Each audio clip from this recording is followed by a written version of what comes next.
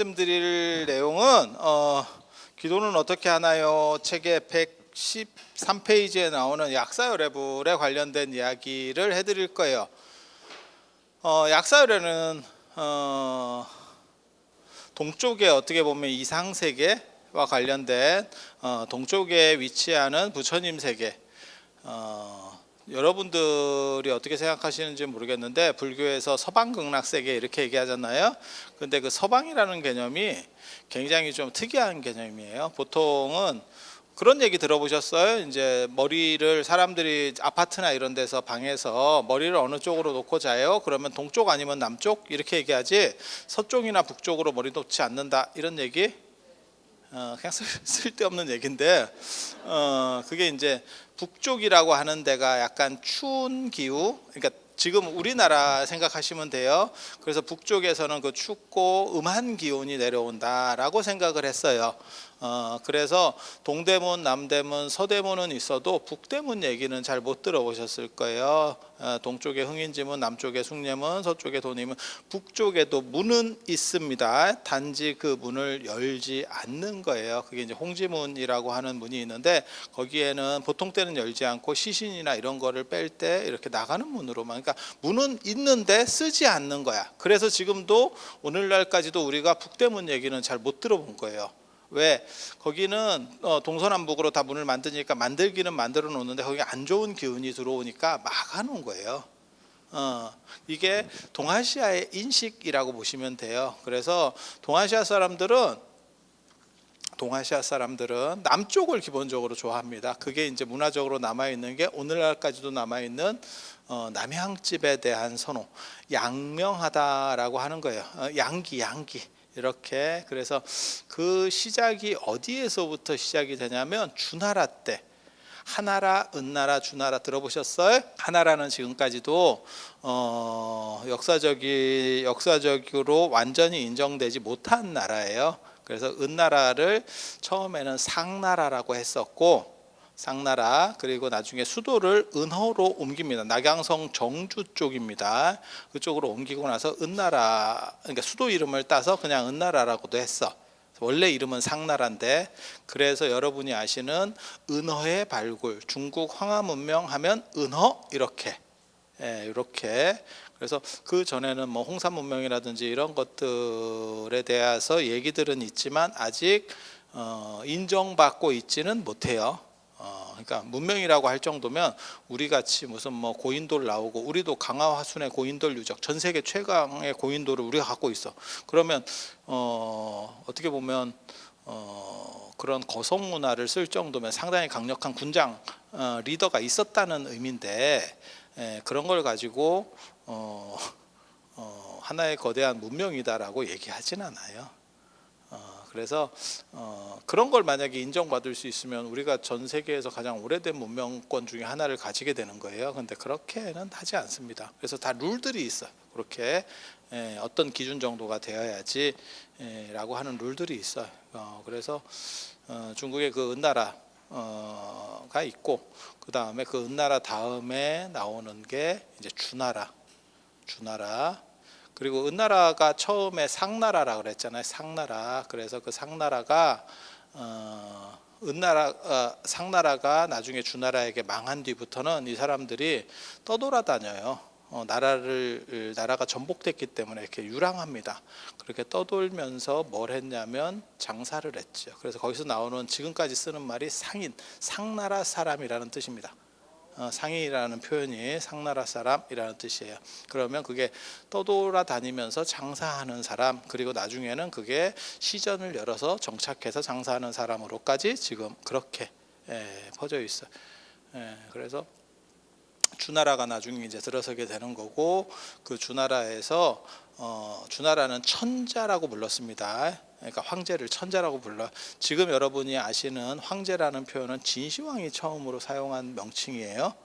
그래서 중국에 전설적인 아주 대단한 성군들이 있다는 거예요. 그냥 전설이에요. 중국의 전설. 그거를 삼황오제라고 하거든요. 삼황오제. 그래서 그거를 뒤에 것만 따서 사망의 황, 오제의 제를 따서 황제. 진시황은 그 사망오제를 엎은 것만큼 세다. 이렇게 해서 황제라는 표현이 처음으로 나오는 거예요. 그래서 진시황 이전 시대에는 황제라는 표현이 없어요. 그래서 진시황은 천자, 주나라 때는 천자라고 불렀어요. 하느님의 아들, 하느님의 어떻게 보면 지상 통치권자, 하느님을 대신해서 지상의 권력을 위임받은 사람, 그래서 천자라는 표현들이 있었고, 그리고 이 천자가 정사를 보는데 대전, 우리 이런 사극 같은 데 보면 경복궁 근정전, 창덕궁 인정전 뭐 이렇게 해서 그걸 대전이라고 하잖아요. 대전. 신하들이 이렇게 개인적으로는 신하들이 이렇게 앉아 있었겠나 싶은 생각이 있는데 서 있었지 싶거든요. 어디 임금 앞에 서서 앉아서 이렇게 하기는 좀 그럴 것 같고 서 있었을 거라고 생각을 해요. 그래서 그렇게 이제 대전 회의하는 거 있잖아요. 우리 사극 보면 다 보시죠. 그렇게 사극에 그렇게 그 대전 안에 들어가는 사람이 A급입니다. 거기에 정삼품까지 들어갈 수 있어요. 1품, 2품, 3품. 정, 종 이렇게 하거든.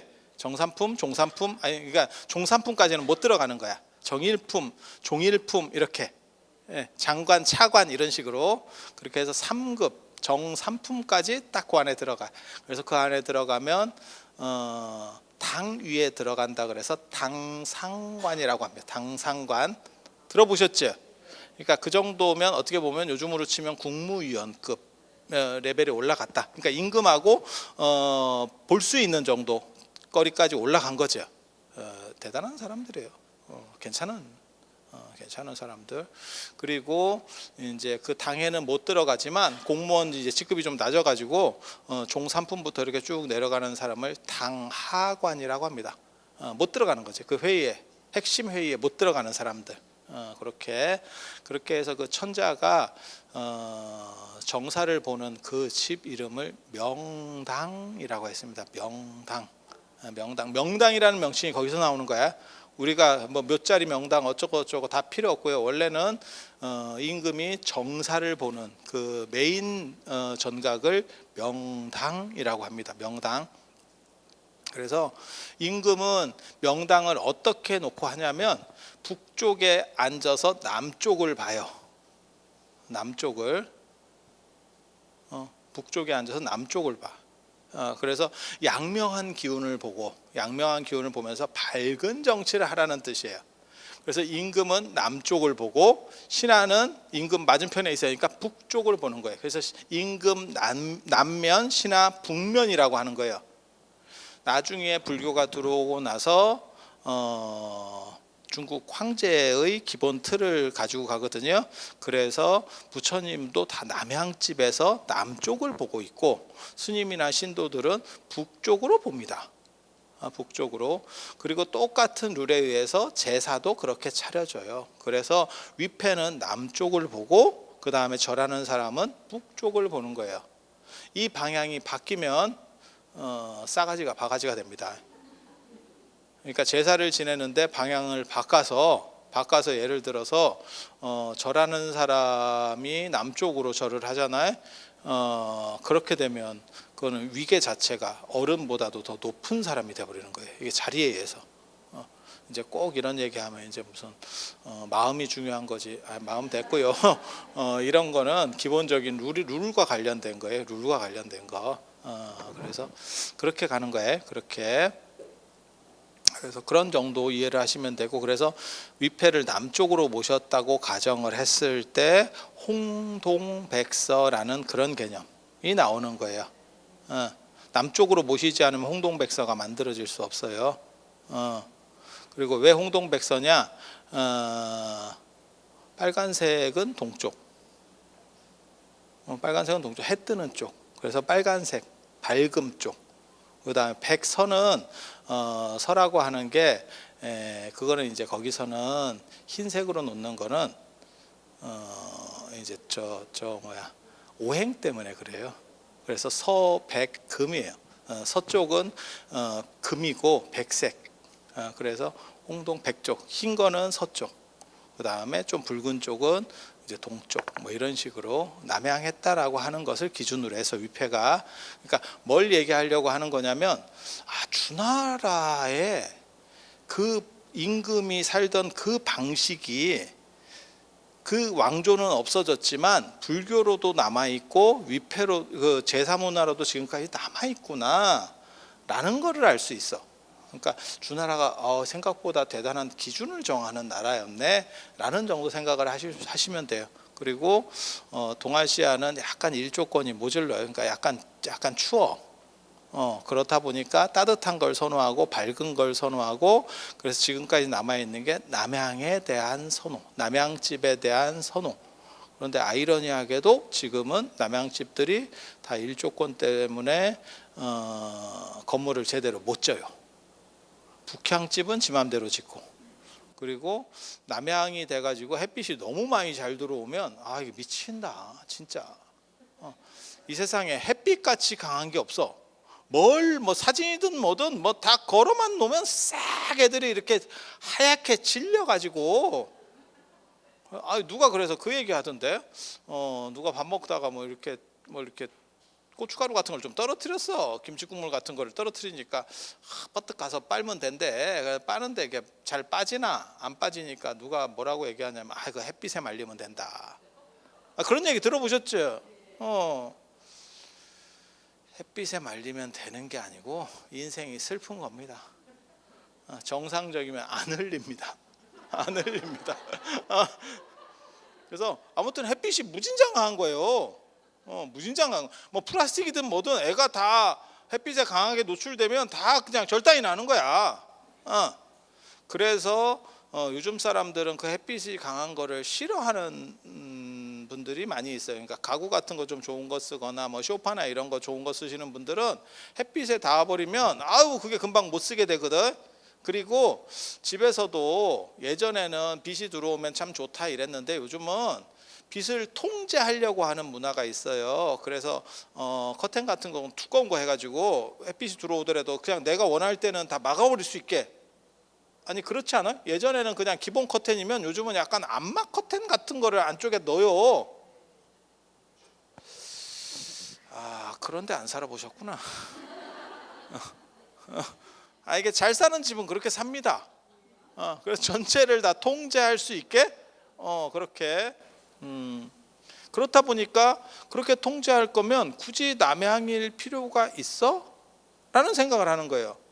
그래서 남향이 아닌 게 오히려 더 나은 거 아니야? 에 대한 선호가 있는 거죠. 예전에는 난방비라든지 이런 게 많이 비쌌기 때문에 화석연료 쓰고 이러면 피곤하잖아요. 그러니까 그거를 보충하기 위해서 햇빛이 필요했었고, 지금은 이제 그런 시절이 아니잖아요. 그렇다 보니까 남향에 대한 선호들이 바뀌어요. 그런데 원래 그 기원은 주나라 천자가 정사를 남쪽을 보고 양명한 기운을 받아서 밝은 정치를 해라. 그리고 대전에서 밑장 빼기 하지 말고 올바로 똑바로 해라. 그래서 제가 이런 얘기를 이렇게 보면 그래서 제가 국회에 한번 들어가 봤었거든요. 그때 뭐 언제더라? 그 정각회 할 때인가 뭐 이렇게 해서 거기 안에 이렇게 들어가니까 거기 막 불도 켜고 이렇게 하는데 막 밝아요. 우리 이렇게 맨날 이렇게 볼 때는 뭐 싸움만 하는 것 같은데 괜찮아. 그런데 햇빛이 안 들어서 이 사람들이 음한가. 햇빛 광창을 내줘야 되는데 이 사람들이 뭔가를 모르는구만. 그래서 내가 하나를 가르쳐 줄래다가 참았지. 우리는 불의를 보면 잘 참습니다. 관철되지 않을 것 같을 때는 참습니다. 관철될 것 같을 때 들고 일어나야지. 그래서 이 사람들이 양명하지 못하고 이런 생각을 했었어요.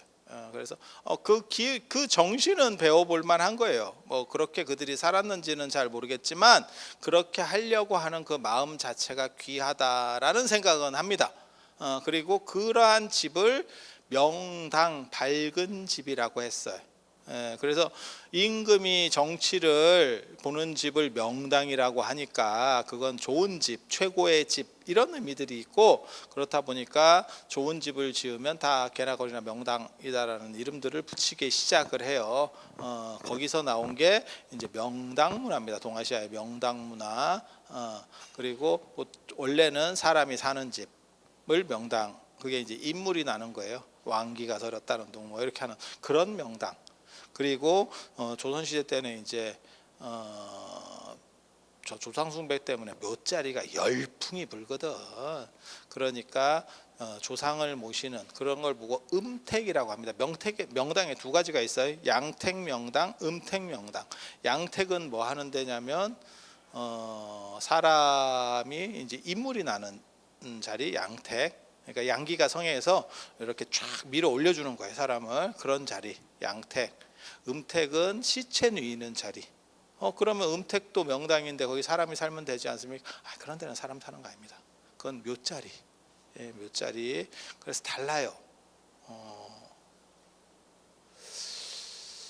그래서 제가 저 예전에 그런 얘기 해드렸었는데, 고종 아버지, 대원군 아버지 그 남영군 묘를 절터를 밀고 써가지고 뭐 2명의 황제가 난다라고 어쩌고 그 명당이라는 그 영화에서 나왔었죠. 그 명당 영화에서 그런 얘기가 나왔었는데, 그래서 음택이거든, 그 양택이거든. 절에 부처님 모신 자리는 양택에 모신다고. 음택도 뭐 있습니까? 오대산 정멸봉 자리 같은 데는 음택이에요. 음택이에요. 그래서 사실은 발복하고 이런 거 하는 자리하고는 약간 또 달라요. 그래서 기도는 원래 월정사하고 상원사서 하는 거고, 이제 저기는 중대 정멸봉 같은 데는 원래는 참배. 그러니까 그게 가능합니까? 이렇게 그게 뭔 차이가 있습니까? 뭐 생각하시면 되면 조선시대 때가 양반인데 우리 집이 있는 거, 내가 사는 집이 있는 거고 선산이 있는 거예요. 선산 가서 살지는 않잖아. 뭔 뜻인지 아시겠죠? 정확하게 영역이 구분되죠. 그게. 예. 선산을 집 옆에다 놓으면 어떻습니까? 그런 집 조선시대 때 없어. 없어. 어디 무덤을 집 옆에다 놓는 데가 어디 있어? 없어. 그래서 그게 음택 양택이 구분되는 거예요. 원래는 구분되는 거예요. 그래서 흥선대원군이 좀 어떻게 보면 정신을 못 차리는 행동을 했지. 그게 그때 내가 태어났으면 나한테 물어봤으면 내가 가르쳐줬을 건데, 이상한 직관을 만나가지고 저 쓸데없는 짓을 했어. 그래서 절터를 밀고 거기다 남영군 묘자리를 썼는데 거기서부터 사건이 터지기 시작하잖아. 오르페스라고 하는 저 사람이 와가지고 도굴을 하려고 했잖아. 남영군묘 도굴 사건. 그것 때문에 대원군이 뚜껑이 열려가지고 지금은 또 아버지 무덤이 도굴되려고 했어요. 이러면 미칠 것 같은데, 조선시대 인식에서 그거 못 참지.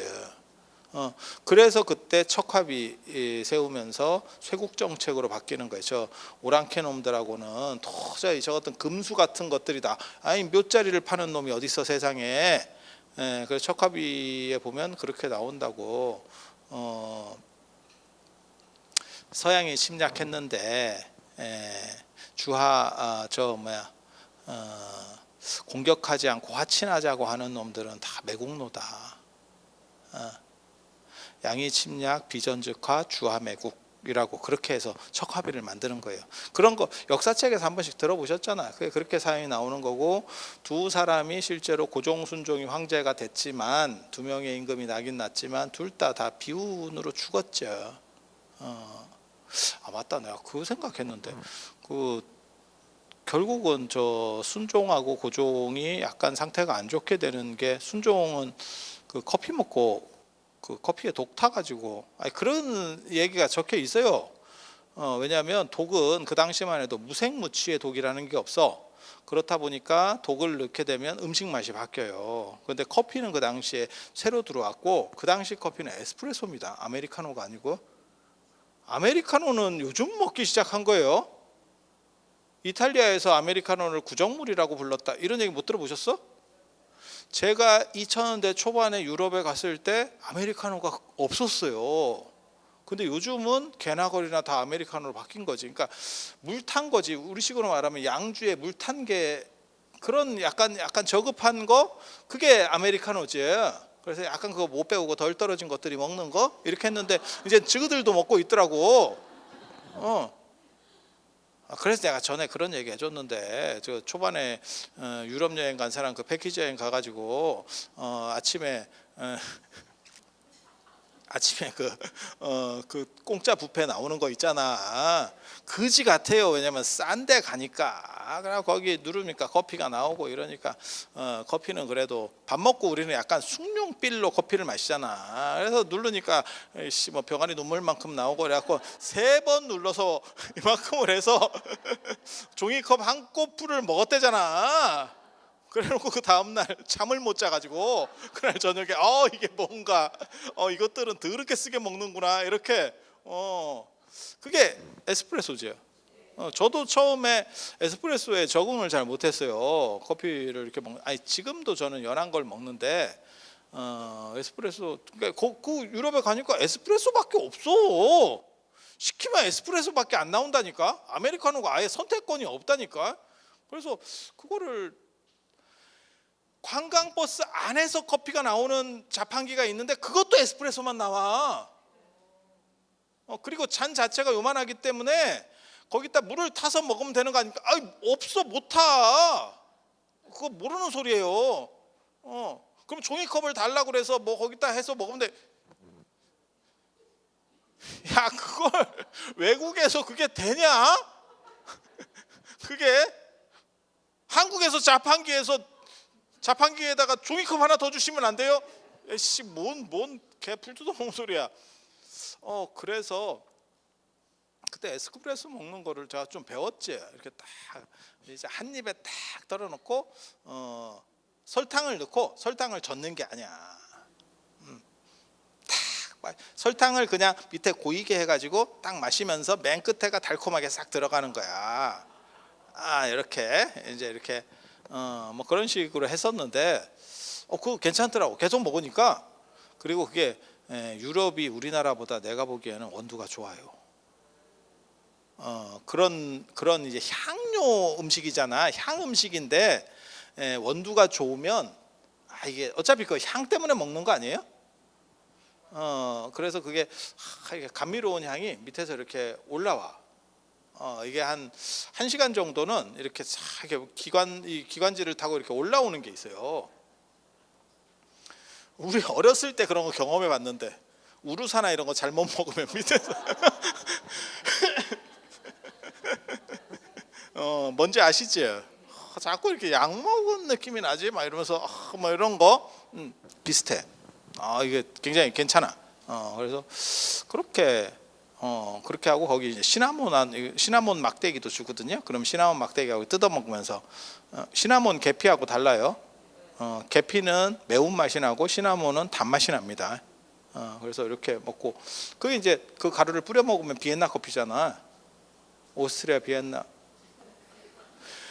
내가 희한하게도 그렇게 문명인은 아닌데 절쪽으로 오면 문명인이야.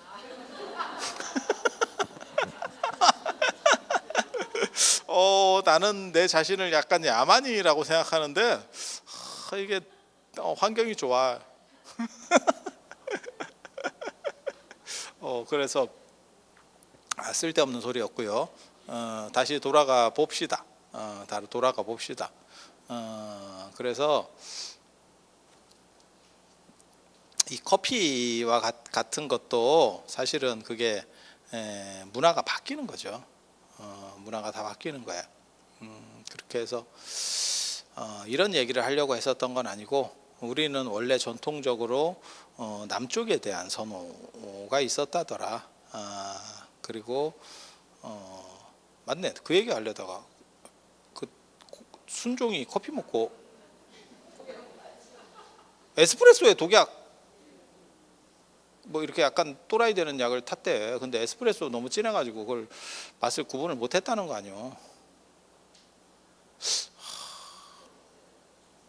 그래서 뭐라고 나오냐면 고종은 좀 많이 먹어봤대. 그래서 먹고 맛이 좀 이상하니까 뱉었고 순종은 생겼다는 거예요. 커피가 에스프레소인데 거기다 뭘 타면 잘 안 먹어본 사람은 그게 뭐 맛이 원래 그런가 이렇게 생각하거든. 그 내가 진짜 그런가 이랬는데 최근에 누가 나한테 그 고종이 쓰던 것과 똑같이 만든 잔을 하나 이렇게 줬는데 보니까 그게 은잔이더라고.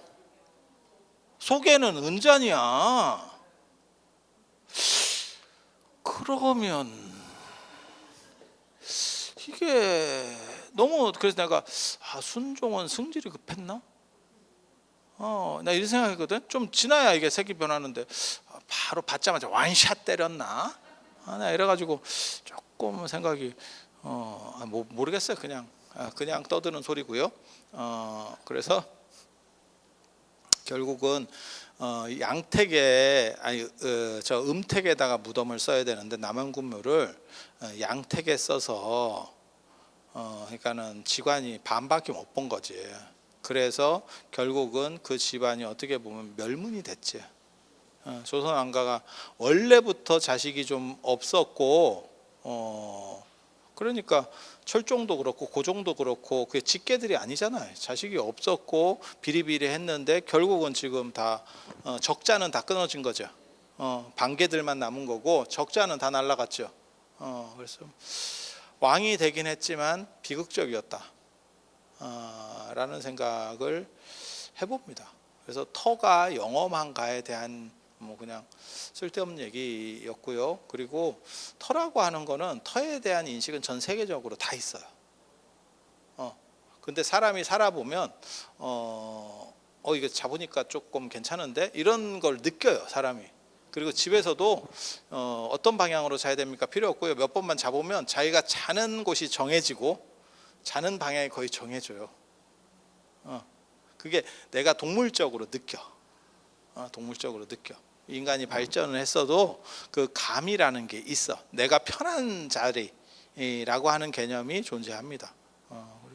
근데 풍수지리를 저는 그렇게까지 믿는 사람은 아니고, 근데 터의 영향을 받을 수밖에 없거든. 조건이라고 하는 게 강남이나 이런 데서 어떤 경우 제가 봤냐면 큰 건물이 있는데도 이게 도로 계획을 쭉쭉 반듯하게 해놓으니까 바람 부니까 너무 바람이 세게 치더만. 그래서 그렇게 세게 바람이 또 건물들이 다 있어도 어디 곳에서 이렇게 도는 데가 있어요. 아유, 저기는 바람이 너무 도는데 이렇게 되는 데가 있더라고요. 그러니까 그런 것과 완전히 무관할 수는 없어요. 그런 조건들하고 완전히 무관할 수는 없어요. 그런데 그걸 100% 신뢰하는 건 아니고, 왜냐하면 이런 걸 보고 다 유사과학, 사이비과학이라고 하기 때문에 이게 공식 명칭이에요. 그래서 내가 이제 풍수가 별 볼 일 없다라고 생각한 두 가지가 있죠.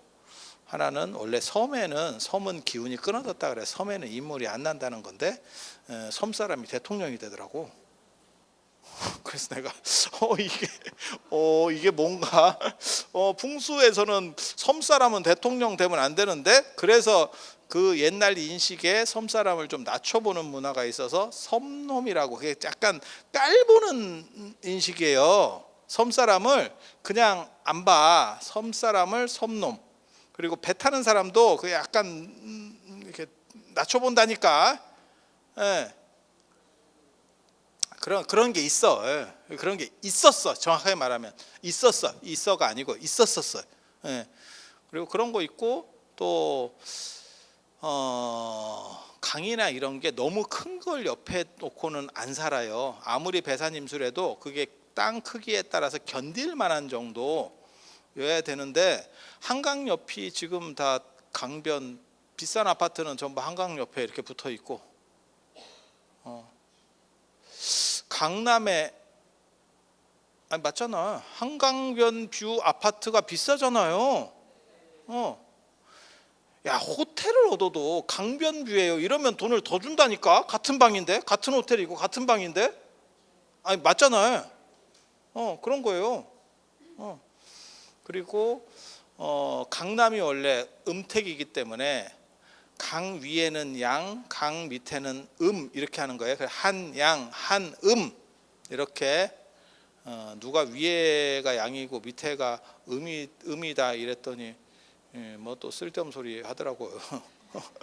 쓸데없는 소리. 근데 강 위에를 양이라 그러는 거예요. 그건 원래 룰이 그렇게 정해져 있어. 그 위에는 양택이에요. 그래서 제가 그런 얘기 했잖아요. 모든 우리나라 오래된 도시들은 다 강을 끼고 있고, 강이 없으면 큰 도시가 발전할 수 없어요. 그건 당연한 얘기고, 언제나 예전 도시들을 보면 강 위쪽에, 강 북쪽에 도시가 만들어지지 강 남쪽에는 안 산다니까.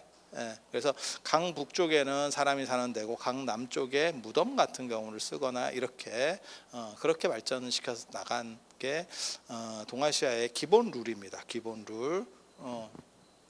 그런데 지금은 강남이 강북보다 압도적으로 좋죠. 그러니까 풍수지리가 별로다라고 생각한 거 세 가지를 저는 본 거예요.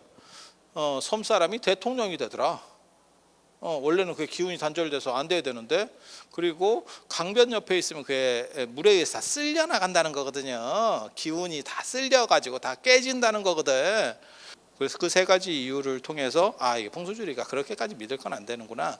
하지만 사람이 편안한 자리라고 하는 개념은 존재할 수 있겠다. 그러니까 조금은 인정해 줄 수 있지만 이것을 막 믿고 어떻게 저렇게 할 수는 없다라는 정도 인식은 하고, 그런데 그렇게 명당이라는 그 주나라 때부터 선호되는 개념들이 지금까지도 묘자리하고 그 다음에 집터 인식, 그 다음에 사찰에 남아 있다더라. 그리고 동아시아는 남쪽을 보는 문화가 있고, 그리고 그 다음 방향으로 좋은 게 동쪽입니다. 동쪽 해가 뜨니까. 농사 문화에서 해라고 하는 거는 뭐 압도적이죠. 그건 뭐 당연하지. 그냥 생각해 봐도 그렇잖아. 그래서 태양 숭배라는 거는 전 세계적으로 거의 다 있는 거고, 그런데 태양이 그렇게 카리스마가 있진 않아요. 카리스마는 벼락입니다. 태양은 너무 애가 정직해. 그래서 중요하긴 한데 좀 만만한 거지. 동선이 뻔히 보이지. 이게 들쭉날쭉해야 이걸 어떻게 좀 잘해봐야 될 건데 이렇게 생각할 건데, 아버지 용돈하고 아버지가 주는 용돈하고 비슷한 거지. 정해져 있는 거야. 뭐 어쩌라고 이렇게 가는 거죠. 그래서 태양에 대한 선호는 그렇지만 다 있었어요. 하지만 태양이 최고신으로 올라가는 경우는 생각보다 많지가 않아요. 왜냐하면 이게 변덕스럽고 재앙을 막 초래하고 뭐 이런 게 있어야 이렇게 좀 무서워하는 게 있는데, 너무 애가 정직해, 일정해. 그래서 그게 잘 안 발달하는데, 아무튼 태양에 대한 선호가 있고, 그래서 동아시아에서는 부상이라고 하는 나무에 태양이 걸려 있고 거기서부터 해가 떠요. 이렇게 그런 이야기들이 회남자나 뭐 산해경이나 보면 다 나오거든요. 그래서 남향에 대한 선호, 그 다음에 동쪽에 대한 선호가 있어. 그리고 요 이야기는 반대로 얘기하면 북쪽과 서쪽은 별로 안 좋아했구나. 그래서 우리도 서대문보다는 동대문이 훨씬 익숙한 명칭입니다. 남대문이 제일 크지.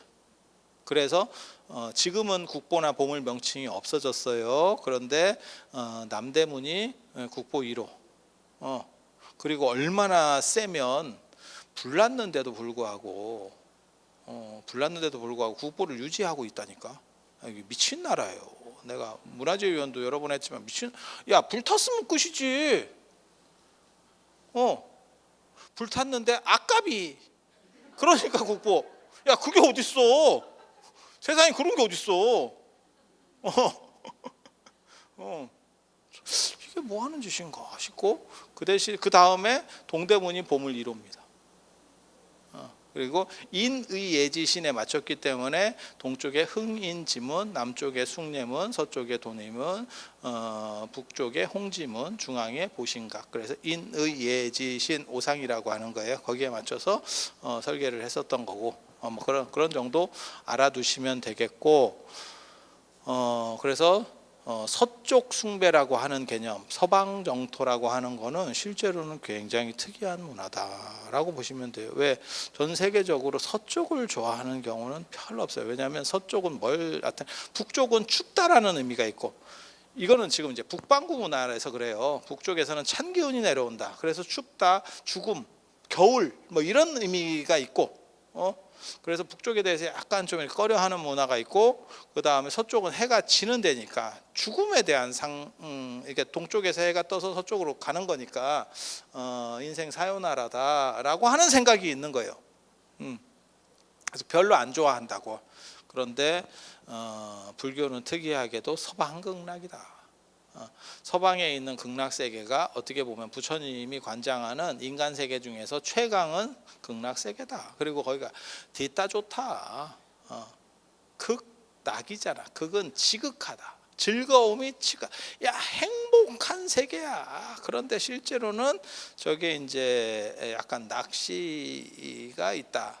왜 제가 얘기했잖아요. 가면 공부만 딥다 한다더라. 공부를 해서 뒤떨어지지 않기 때문에 그 즐거움이 유지된다. 말은 맞는데 이게 공부하는 세계가 진짜 즐거운 세계인가요? 라고 생각을 해보면 좀 생각을 해봐야지. 그래서 그쪽 가면 이제 공부 열심히 해야 되고 공부하기 싫지. 서방 극락이 왜 나오냐면 저가 이제 볼 때로는 아마 아리안 쪽에 이동 경로에서 서쪽을 경유해서 그 이란 쪽을 페르시아 쪽을 경유해서 인도로 들어오기 때문에 아마 그쪽 문화들에 대한 선호가 존재해서 그렇게 되는 게 아닌가. 그리고 인도는 서방 무역이에요. 그쪽으로 무역하는 거예요. 로마 쪽하고 이렇게 무역하는 거예요. 동쪽으로 무역을 안 합니다.